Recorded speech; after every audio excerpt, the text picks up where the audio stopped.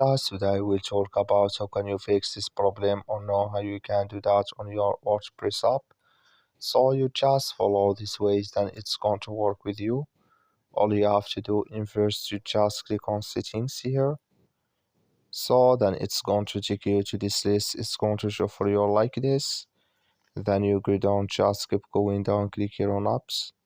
Come to apps list, and here you're looking for WordPress app. Or just click on search, then here add WordPress. It's going to show for you like this. You come to next step here, click on for stop, you click on OK.